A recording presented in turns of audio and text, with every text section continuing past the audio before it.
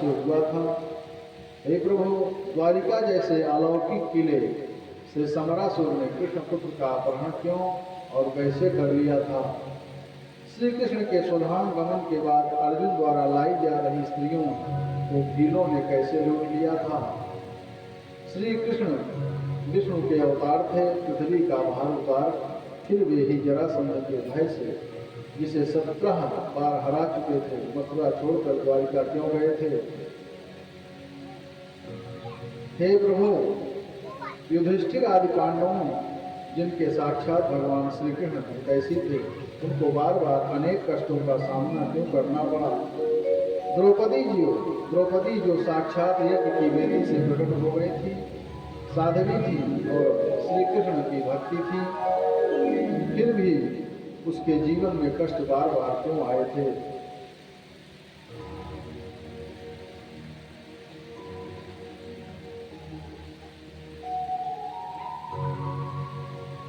पांडवों ने श्री कृष्ण भगवान की उपस्थिति में भी गुरु द्रोणाचार्य और पितामह भीष्म को छलपूर्वक क्यों मारा था?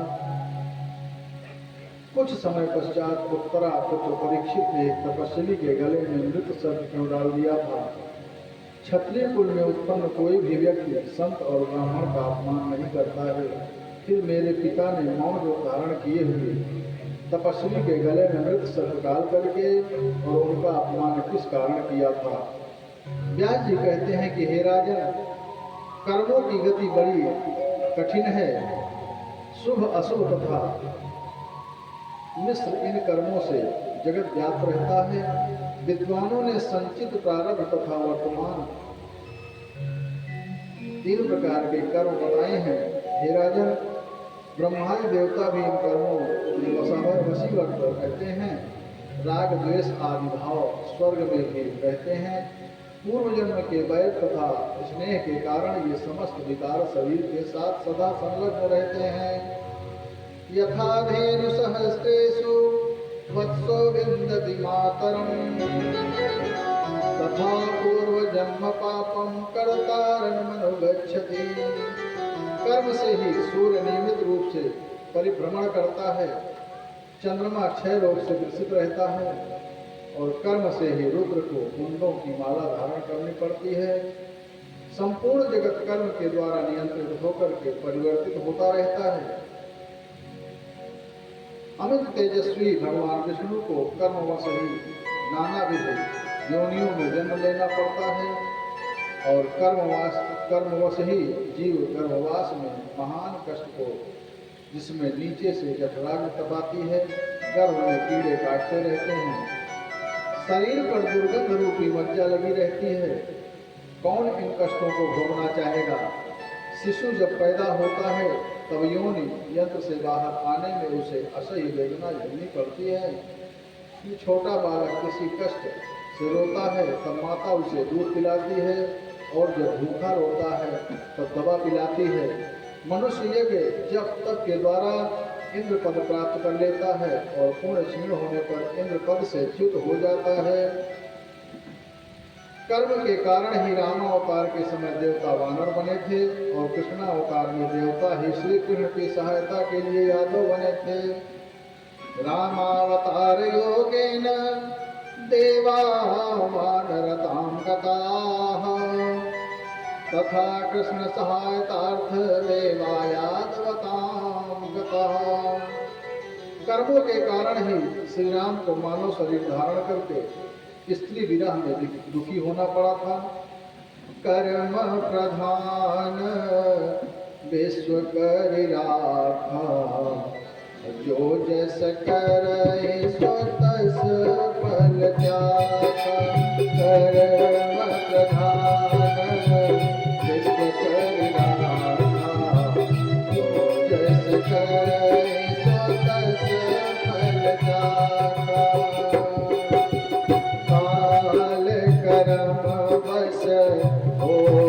गोसाई बर बस राति दिवस की नाई, काल कर्म बस होई गोसाई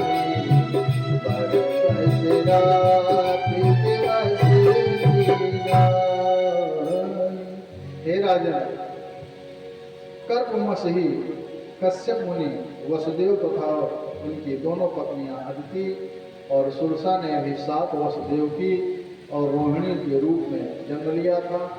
राजा कहते हैं कि हे महामते, महर्षि कश्यप से ऐसा कौन सा अपराध हुआ था जिसके कारण उनको स्त्रियों सहित साथ मिला था, और वैकुंठवासी रमापति भगवान विष्णु को गोकुल में क्यों जन्म लेना पड़ा? हे भगवान, किसके आदेश का पालन करते हैं? भगवान विष्णु को रामावतार धारण करके वनवास में घोर कष्ट झेलना पड़ा था, और सीता वियोग, राक्षसों से महान युद्ध और अंत में पत्नी परित्याग की असीम वेदना भी सहनी पड़ी थी। इसी प्रकार कृष्णावतार में बंदी गृह में जन्म, गोकुल में वास, अनेक राक्षसों और कंस का वध, और पीछे कष्टपूर्वक द्वारिका गमन, इन अनेक कष्टों को अवतार लेकर के क्यों सहना पड़ा? व्यास जी कहते हैं कि हे राजन, अब आप पहले कश्यप को साप कैसे लगा वह सुनो। एक बार महर्षि कश्यप यज्ञ कार्य के निमित्त वरुण देव से गौ मांगकर ले आए थे। यज्ञ कार्य समाप्त होने पर भी, वरुण के मांगने पर भी वह उत्तम गाय वापस नहीं दी। गौ वरुण देव से ला करके कश्यप ने यज्ञ रचाई थी। गौ वरुण देव से ला करके कश्यप ने यज्ञ रचाई थी।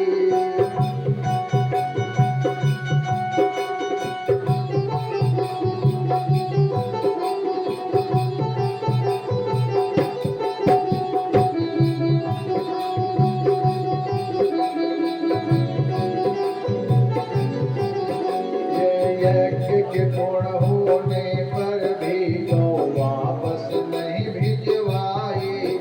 यज्ञ के पूर्ण होने पर भी गौ वापस नहीं भिजवाई।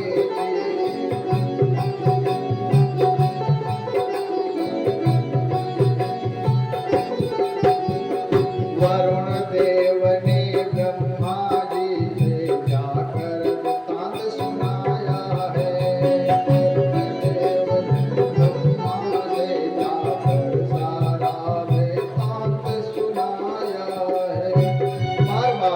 करने पर भी जब गाय नहीं वापस की तो वरुण देव ने साथ दिया कि तुम मानव योनि में जन्म लेकर के गोपालक हो जाओ। तुम्हारी दोनों भार्याएं भी मानव योनि में जन्म लेकर के दुखी रहें। मेरी गाय के बछड़े अपनी माता से विमुक्त होकर के दुखी हैं, रो रहे हैं। अतः पृथ्वी पर जन्म लेकर के अदिति भी मृत वत्सा होगी और कारागार में रह करके कष्ट भोगेगी। ब्रह्मा जी ने समझाया, परंतु लोभ पास के वशीभूत होकर के उसने कश्यप जी ने गाय नहीं लौटाई। तब ब्रह्मा जी ने भी साथ दिया कि तुम पृथ्वी पर जाकर के पत्नियों सहित गौ पालन का कार्य करोगे। उधर कश्यप की भार्य अदिति ने भी अदिति को साथ दे दिया कि तुम्हारे सातों पुत्र उत्पन्न होते ही मृत्यु को प्राप्त हो जाएंगे। जन्मेजय जी कहते हैं कि हे मुनि, दिति ने इंद्र की माता अदिति को साथ क्यों दिया? व्यास उवाच राजन दक्ष सुते द्वैतो दिति चत्ता में कश्यप सवे प्रिय भारे हे राजन, दक्ष प्रजापति की दिति और अदिति नाम की 2 सुंदर कन्याएं थीं। दोनों ही कश्यप मुनि की पत्नियां थीं। दिति अदिति प्रिया थी कश्यप की, जो पति के प्राणन प्यारी थी। अवन बन रहती थी दोनों में, दोनों जग की उजियारी थी। एक समय दिति ने अदिति के पुत्र इंद्र को देख करके कहा कि हे मुनि, मुझे भी इंद्र जैसे प्रभावशाली पुत्र का आशीर्वाद दीजिए। तब कश्यप मुनि ने अदिति को पयो व्रत धारण करने का नियम बताया। दिति व्रत धारण करके जमीन में शयन करती थी। माता अदिति के इशारे से इंद्र दिति के पास ही रह करके दिति के किसी दिन नियम में कोई कमी देखने लगा। एक दिन दिति के नियम में कमी देख करके इंद्र दिति के गर्भ में योग बल से प्रवेश को उस गर्भ के 7 टुकड़े कर दिए। रुरोध च तदा बालो वज्रेणाभिहतस्तथा मारुदेति शनैर्वाक्यं उवाच माघवानुमम्। उस समय वज्राघात से दुखित हो गर्भस्थ शिशु रुदन करने लगा। तब धीरे से इंद्र ने उससे मारुद्र मत रो ऐसा कहा। अपने गर्भ को विकृत देख करके अदिति के द्वारा ही इंद्र को प्रेरणा देने का सारा चरित्र जान करके क्रोध करके साप दिया कि हे इंद्र, जिस प्रकार तूने मेरा गर्भ छिन्न भिन्न किया है उसी प्रकार तेरा राज्य छिन्न भिन्न हो जाएगा, और अदिति ने मेरा अहित जिस प्रकार किया है उसी प्रकार से उसके पुत्र भी पैदा होते ही नष्ट हो जाएंगे। पुत्र शोक में अदिति तुझे आगे चलकर कारागार में रहना पड़ेगा। जैसे तूने मुझे कष्ट दिया, मेरा गर्भ नष्ट कराया है, होते ही पुत्र नष्ट होंगे, जो किया का साप करारा है। हे राजन, इस प्रकार दोनों के सापों से भूमंडल पर जन्म लेना पड़ा। मानव योनि में उत्पन्न होकर के साप को भोगना पड़ा। बाद में कश्यप ऋषि ने दिति को समझाया, तब दिति ने इंद्र को भी क्षमा कर दिया। वहीं अदिति सापवश देवकी के रूप में पैदा हुई थी और साप के अनुसार कष्ट भोगे थे। साप के कारण ही देवकी को कारागार में रहना पड़ा और कंस द्वारा उसकी संतान उत्पन्न होते ही मार दी गई थी। इसके पश्चात माया की प्रबलता क्या है? व्यास जी से या श्रवण करके इंद्र ने छल करके दिति के गर्भ में वो विकृत किया तो जन्मेजय आश्चर्य पड़ गया और कहने लगा, हे मुनि, कश्यप ऋषि की संतान देवेंद्र ने भी ऐसा पाप कर्म किया, फिर संसारी जीव ऐसा करें तो आश्चर्य की बात क्या है? हे व्यास जी, मेरे पितामह लोगों ने कुरुक्षेत्र के संग्राम में, जिनमें साक्षात धर्म के अंश युधिष्ठिर महाराज भी थे और श्री कृष्ण की प्रेरणा से धर्म विरुद्ध कार्य किए थे, भीष्म, कृपाचार्य, द्रोण तथा कर्ण सभी ने धर्म विरुद्ध आचरण किया था। हे मुनि, देवांश से उत्पन्न धर्मपरायण पांडवों ने ऐसे गर्हित कर्म क्यों किए थे? यदि ऐसी बात है तो फिर धर्म में किसकी आस्था होगी? भगवान श्री कृष्ण ने जरासंध वध के निमित्त छल से ब्राह्मण देश बनाया था। मेरे दादा अर्जुन ने भी वैसा ही कर्म किया था। श्रुति का कथन है कि धर्म का प्रथम चरण सत्य, दूसरा पवित्रता, तीसरा दया और चौथा दान है। इन चारों के बिना आदर्श धर्म कैसे टिक सकता है? धर्म विहीन यज्ञ कर्म कैसे उत्तम फल देने वाला हो सकता है? मुझे तो ऐसा प्रतीत होता है कि उस समय किसी का भी धर्म में अटल विश्वास नहीं था। जगत प्रभु विष्णु ने भी राजा बलि को छल लिया था। आप ही बताएं, छल से बालिका लेने के पश्चात विजय राजा बल की हुई या विष्णु की हुई थी? व्यास जी कहते हैं कि भगवान ने छल का आश्रय लिया था। राजा बलि सत्य पर अडिग रहता था। उसने अपने गुरु की भी बात नहीं मानी थी और अपना वचन निभाया था, अतः विजय उसी की मानी जाएगी। इसका दूसरा कारण और भी है कि उसकी सत्य निष्ठा के कारण ही भगवान को उस बलि का पहरेदार बनना पड़ा था। हे राजन, सत्व, रज, तम, इन्हीं 3 गुणों के मेल से संसार का प्रादुर्भाव हुआ है। यही सृष्टि का सनातन नियम है। किंतु अनासक्त भाव से तो मुनिजन वृषाविहीन राग रहित प्राणी ही सत्य परायण होते हैं। अन्य लोगों के तो कहने के लिए संसार की सृष्टि के समय माया से मोहित मनुष्य की इंद्रियां अत्यंत चंचल हो जाती हैं और उनमें आसक्त मन उन गुणों से प्रेरित होकर के विविध प्रकार के भाव प्रकट करने लगते हैं। भवोद्भवे महाराज मायया मोहितस्य वै इंद्रियाणि प्रमादीनि तदासक्तं मनस्तथा। ब्रह्मा से लेकर के तृण पर्यंत अस्थावर जंगम सभी प्राणी माया के वशीभूत रहते हैं और वह माया उनके साथ क्रीड़ा करती रहती है। मानसकार भी कहते हैं, मानस में भी आया है कि मैं ये मोर तोर तय माया जेहि बस की है जीवन काया गो गोचर ताहा लगी मन जाई सो सब माया जाने हो भाई माया वश्य जीव अभिमानी ईश वश्य माया गुण खानी बरबस जीव स्वबस भगवंता स्वबस भगवंता जीव अनेक एक श्री करता जीव अनेक एक श्री करता। हे राजन, प्राणी अपना कार्य सिद्ध करने के लिए असत्य का सहारा लेता है। उस समय इंद्रियों का चिंतन करते हुए जब मनुष्य अपना अभीष्ट नहीं पाता तो वह उसके लिए छल करने लगता है और छल के कारण पाप में प्रवृत्त हो जाता है। पाप में प्रवृत्त होकर के काम, क्रोध और लोभ मनुष्य के सबसे बड़े शत्रु हैं। इनके वश में होकर के मनुष्य अपने कर्तव्य और अकर्तव्य को भूल जाता है। ऐश्वर्य बढ़ जाने पर अहंकार बढ़ जाता है।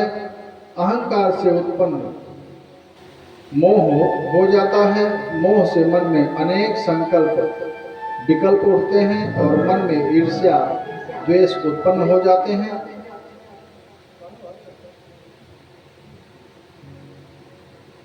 मोह से ही आशा, तृष्णा, दीनता, दंभ और अधार्मिक भावना उत्पन्न हो जाती है।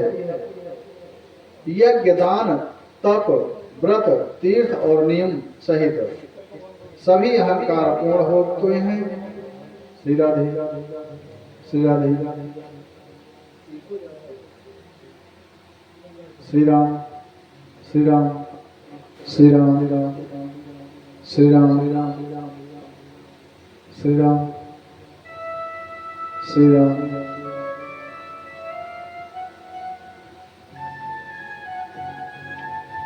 उनका अहंकार अहम भाव से किया गया कार्य शुद्ध अंतःकरण से किए गए कार्य जैसे नहीं होते हैं। कर्म करने वाले ऋत्विक, आचार्य आदि लोगों का जब चित्त शुद्ध होता है तभी पूर्ण फल प्राप्त होता है। जब देश काल, क्रिया, द्रव्य, कर्ता और मंत्रों की शुद्धता से ही पूर्ण फल प्राप्त होता है। हे राजन, जब यह संसार पैदा ही अहंकार से हुआ है तब वह राग द्वेष से हीन कैसे हो सकता है।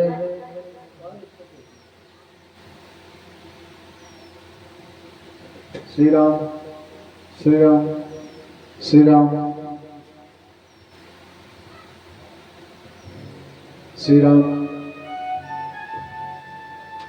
व्यास जी कहते हैं कि हे राजन, जब देवता भी सदा ईर्ष्या युक्त द्रोह से भरे हुए और छल पारायण रहते हैं तब मनुष्य तथा पशु पक्षियों की बात ही क्या है। यदि कोई द्रोह करने वाले से द्वेष करे तो समानता की बात है, लेकिन दोहन करने वाले तथा शांत स्वभाव वाले के प्रति विद्वेष रखना नीचता की बात होती है। यदि कोई तपस्वी शांत होकर के जप ध्यान में लीन हो जाता है तो देवताओं में श्रेष्ठ इंद्र जो स्वार्थी है उसकी तपस्या में विघ्न डालने पहुंच जाता है। हे राजन, धर्म की स्थिति में वासना प्रधान है, उसमें मलिनता आने पर धर्म भी मलिन हो जाता है। ब्रह्मा जी के हृदय से एक धर्म नाम का पुत्र उत्पन्न हुआ। उसने दक्ष प्रजापति की 10 कन्याओं से विवाह किया था। उनके 4 पुत्र हुए, हरि, कृष्ण, नर, नारायण उत्पन्न हुए। पुत्र सत्यव्रत धारियों में श्रेष्ठ थे। उनमें से हरि और कृष्ण ये दोनों योगाभ्यास करने लगे तथा नर और नारायण दोनों बद्रिकाश्रम में जाकर के कठिन तपस्या करने लगे। दोनों भाई 1000 वर्ष तक कठोर तप करते रहे।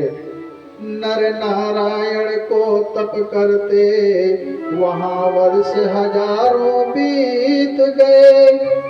बद्र का श्रम धन्य हुआ, इंद्र के पसीने छूट गए। नर नारायण के कठिन तप करते देख करके इंद्र सोच में पड़ गया कि ये किस उद्देश्य से इतनी कठिन तपस्या कर रहे हैं। काम, क्रोध अथवा लोभ का इनके मन में भाव जगा करके इनकी तपस्या में विघ्न डालना चाहिए। ऐसा सोच करके इंद्र उन नर नारायण के पास जाकर के बड़ी नम्रता से कहने लगा कि मुआ कार्यम महाभागो ब्रोतम धर्म सुतो किल ददामि वा वरम श्रेष्ठम दातुं यतोऽस्मर्षसि अदेयमपि दास्यामि तुष्टोऽस्मि तपसा किल। हे ऋषियों, मैं आपको वर देने आया हूँ। वर अदेय होगा, उसे भी दूंगा, क्योंकि मैं तुम्हारी तपस्या से प्रसन्न हूँ। इस प्रकार इंद्र के बार बार दान मांगने की कहने पर भी जब दोनों ध्यान मग्न ही रहे, तब इंद्र ने उनको भेड़िया, चीते और शेरों को उत्पन्न करके भयभीत किया। लेकिन व्याघ्र आदि के आक्रमण से भी जब दोनों तपस्वी हिले भी नहीं, तो इंद्र हार मान करके वहां से जाकर के उनकी तपस्या में किसी भी प्रकार से विघ्न उपस्थित करने का विचार करने लगा। कर्तुं काम वसन्तौ तु समाहूया ब्रवीद्वचः मनोभवसन्तेन रत्यायुक्तो गजाधुना। इंद्र कामदेव को बुला करके कहने लगा कि तुम बसंत और रति को लेकर के गंधमादन पर्वत पर अभी जाओ। हे कामदेव रति सुनो तुम, अभी बद्रिकाश्रम जाओ। दोनों मुनियों को मोहित कर तुम अमरावती तुरंत आओ। इंद्र का ऐसे कहने पर कामदेव बोला कि हे देवराज, यदि वे दोनों ऋषि ब्रह्मा, विष्णु, शिव और सूर्य आदि का ध्यान जप करते होंगे तो अवश्य ही आपका कार्य सिद्ध हो जाएगा। और यदि वे कामराज बीज क्लीन का जब चिंतन करते होंगे तो उन पर मेरा और मेरे बाणों का भगवती के भक्तों पर प्रभाव नहीं पड़ेगा। इंद्र कहता है, आप लोग किसी भी प्रकार मेरे मन के भाव को पूर्ण करो। व्यास जी कहते हैं कि कामदेव ने बसंत को रति के साथ लेकर के पर्वत पर आम, मैलसिरी, रम्य, साल, कसाल और महुए के सुंदर वृक्ष उत्पन्न करके फल फूलों से शोभायमान वातावरण कर दिया। चारों तरफ सुगंधमय और मोहक वातावरण उत्पन्न हो गया। लताएं वृक्षों पर चढ़ने लगी। कामदेव रति वसंत के साथ तिलोत्तमा, रंभा आदि अप्सराओं के साथ वहां नृत्य गायन करने लगे। असमय में बसंत को देख करके नारायण नर से कहने लगे, श्रूयते सुर नारीणां गानम ध्यान विनाशनम आवयोस्तुप्ति भंगाय कृतम भगवताखिल। हे भाई देखो, ध्यान भंग करने के लिए यह गीत यहाँ देवांगनाओं द्वारा गाया जा रहा है। यह कार्य हमारा तप नष्ट करने इंद्र के द्वारा ही किया जा रहा है। नारायण कहन लगे नर से, देखो ये कैसी माया है। ले कामदेव अप्सराएं इस पावन वन में आया है।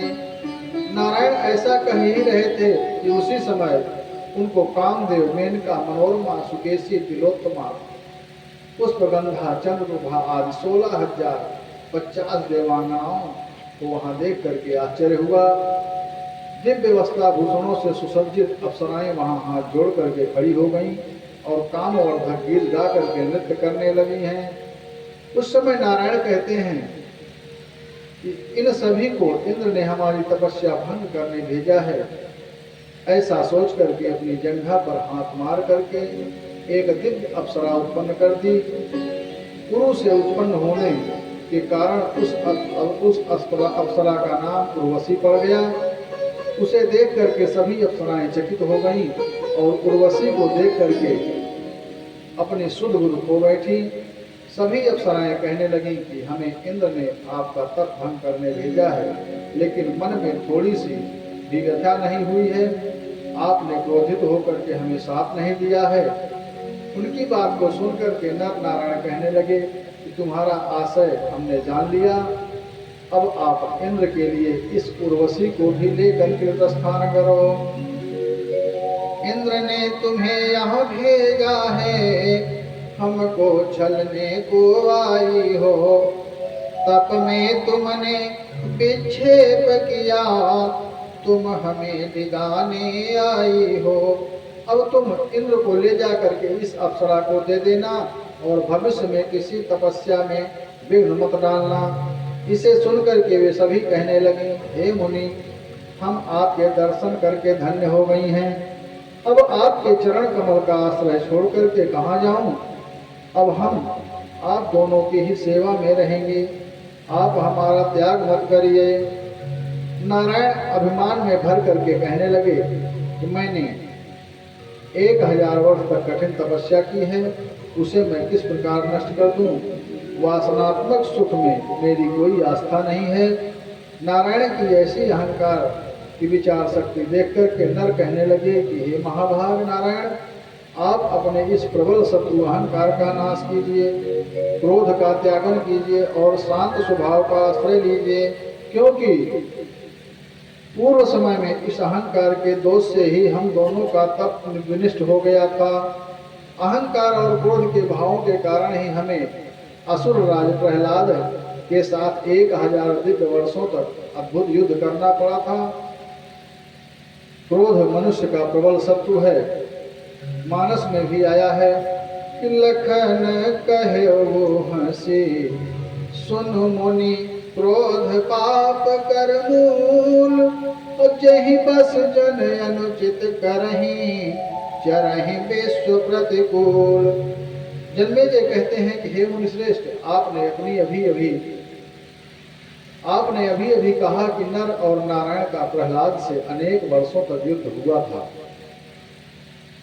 जन्मेजय उवाच विष्णु भक्तेन शांतेन कथम युद्धम कृतं पुरा, कृतवन्तौ कथम युद्धम नर नारायणा वृषे।